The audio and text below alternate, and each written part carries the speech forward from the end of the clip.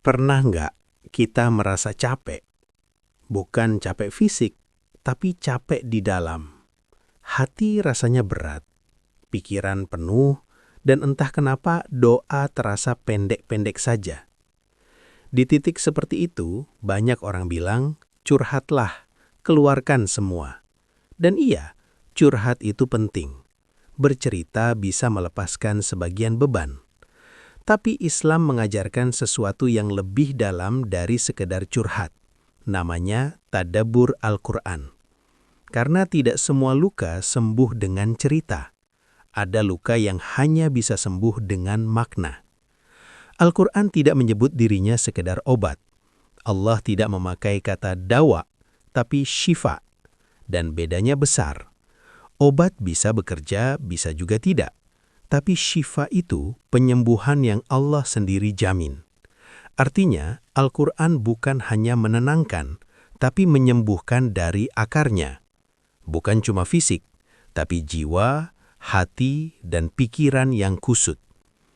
Masalahnya seringkali kita membaca Al-Quran tanpa benar-benar mendengarkan apa yang sedang Allah sampaikan.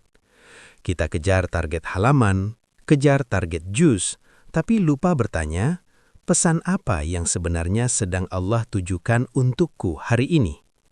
Disinilah tadabbur berbeda dengan tilawah. Tilawah itu membaca, tadabbur itu membiarkan ayat membaca kita. Menariknya, Al-Quran sendiri turun tidak sekaligus.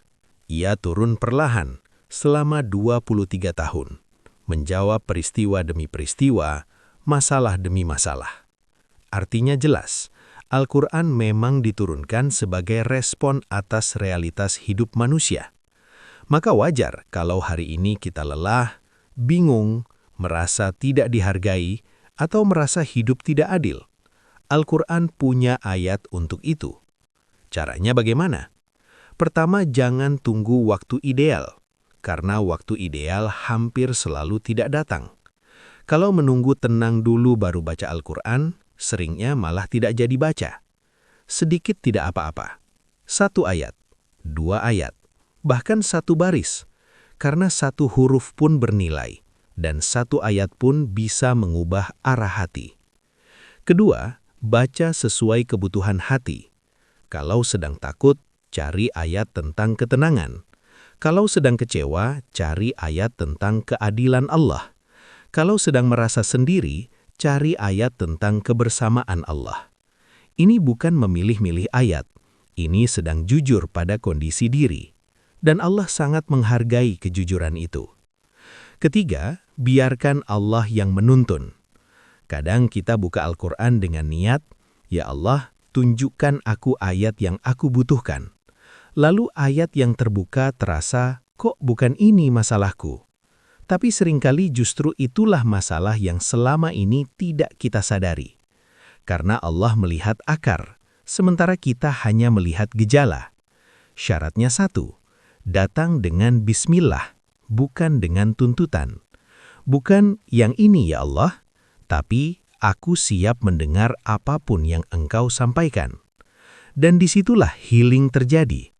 Bukan karena ayatnya panjang, bukan karena tafsirnya rumit, tapi karena hati akhirnya berhenti melawan. Kadang yang kita butuhkan bukan jawaban, tapi pengingat bahwa kita tidak sendirian. Dan Al-Quran selalu berhasil melakukan itu. Pelan-pelan, beban tidak langsung hilang, masalah belum tentu selesai, tapi hati menjadi lebih lapang.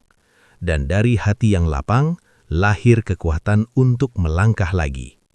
Itulah tadabbur, bukan sekedar membaca Al-Quran, tapi membiarkan Al-Quran memeluk kita kembali.